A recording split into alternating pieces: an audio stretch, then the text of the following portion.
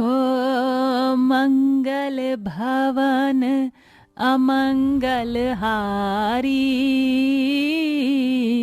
द्रबहु सुदशरथ अजिर बिहारी। राम भगत हित नर्तन धारी, सहे हैं संकट किए साधु सुखारी। राम सिया राम जय जय राम। सुनीता जैसे ही राम सिया की पूजा कर मुड़ती है तो अपने सामने अपने दोनों बेटों को पाती है। अरे मेरे नकुल और व्योम दोनों उठ गए, वैसे सोते रहते हो। ये लो प्रसाद। माँ, आपने प्रसाद तो दे दिया, अब हमें वो प्रसाद भी दे दो जो हमें चाहिए। मतलब माँ, आप इधर आइए, हमें आपसे कुछ बात करनी है। फिर दोनों भाई अपनी माँ को सोफे पर बिठाते हैं। वो माँ, भैया और मैंने अपनी अपनी पसंद की लड़की ढूंढ ली है। मैंने आपको डॉली के बारे में बताया था ना, अब हमारी शादी की बात कर लीजिए। माँ, उनके घर जाकर प्लीज हमारी बात कर लीजिए। हाँ माँ, और मैंने आपको आशा के बारे में बताया था, मान जाइए ना माँ, और आशा के घर शगुन लेकर चलिए। क्या वो ही आशा जिससे एक दिन वीडियो कॉल पर तू बात कर रहा था? हाँ माँ। हे भगवान, नकुल तू इतनी बड़ी गलती कैसे कर सकता है? अरे वो लड़की तो तेरे सामने चाय कम पानी है, एक नंबर की कल्लो माई है। अरे तुझे बहुत सुंदर सुंदर लड़कियां मिलेंगी, मैंने तुझे पहले भी कहा था। फिर तूने उसका पीछा क्यों नहीं छोड़ा? क्यों शादी करना चाहता है उससे?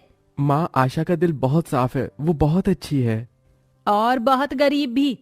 व्योम ने जो लड़की ढूंढी मैंने उसको देखा है, सुंदर है, सुशील है, अमीर भी है। इसमें ऐसा क्या है, दहेज भी ना ला पाएगी? और इसकी शक्ल तो मैं देखना ही नहीं चाहती, कोयले की खान की अम्मा है अम्मा।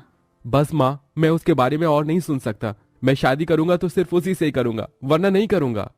माँ, भैया ठीक तो कह रहे हैं, गलती क्या है? ज्यादा अपने भाई का लक्ष्मण मत बन। मैं कौशल्या हूँ, कैकेयी नहीं। कहाँ है मेरा बटुआ? ये रहा। ये बोलते ही सुनीता अपना बटुआ उठाए घर से बाहर निकल लेती है। दोनों बेटे भी अपने पीछे घर को बंद करके पीछे पीछे जाने लगते हैं।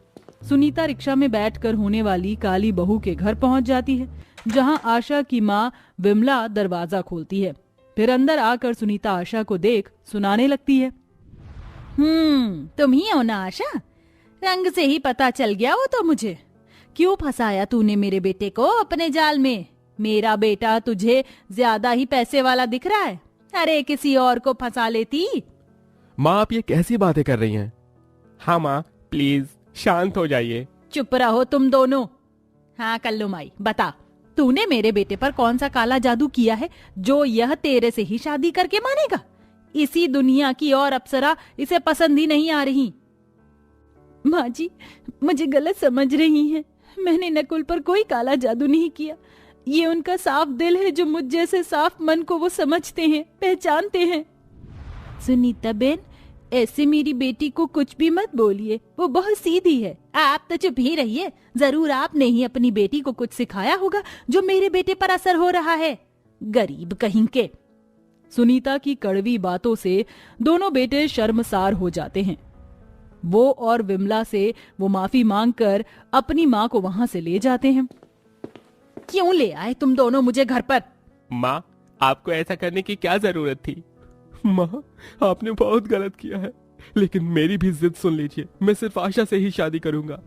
ये बोलकर नकुल कमरे में जाता है और गुस्से में अपने रूम का सारा सामान तोड़ फोड़ कर देता है।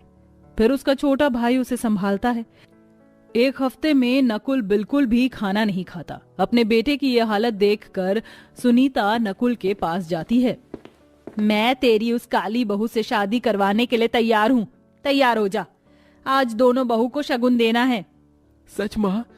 थैंक यू सो मच माँ, मैं अभी तैयार होता हूँ। फिर दोनों बेटे तैयार हो जाते हैं और कार में अपनी माँ को लेकर बाजार निकलते हैं। फिर सुनीता एक शॉप पर जाकर गोरी बहू के लिए अच्छा महंगा महंगा शगुन का सारा सामान ले लेती है और काली बहू के लिए सस्ता सा बेकार लहंगा खरीद लेती है। पहले सुनीता छोटी बहू का शगुन करने जाती है, जहाँ डॉली को सिर पर दुपट्टा उड़ाती है। अरे अरे वाह वाह, मेरी छोटी बहू कितनी प्यारी, सुंदर और गोरी है। देख, वैसा ही मैं तेरे लिए लहंगा लाई हूँ, खास ऑर्डर पर पहले ही बनवा लिया था। और ये सुंदर सी ज्वेलरी भी तेरे लिए है। थैंक यू माँ जी, बहुत अच्छी है। मैं ये सारा सामान देखकर बहुत खुश हूँ। शादी के दिन मैं इसमें बहुत अच्छी लगूंगी। ये तो है। माँ चलिए, अब भाभी के घर भी जाना है। देखे ना भैया इंतजार में है, चुपचाप बैठे हैं। हाँ चल रहे हैं। अच्छा, अब हमें आज्ञा दीजिए। फिर सुनीता अपने दोनों बेटों के साथ निकलकर आशा के घर पहुंच जाती है और आओ भगत के बाद आशा को भी सिर पर दुपट्टा उड़ा देती है। फिर उसकी गोद में सस्ता सा लहंगा और बेकार ज्वेलरी का शगुन रख देती है।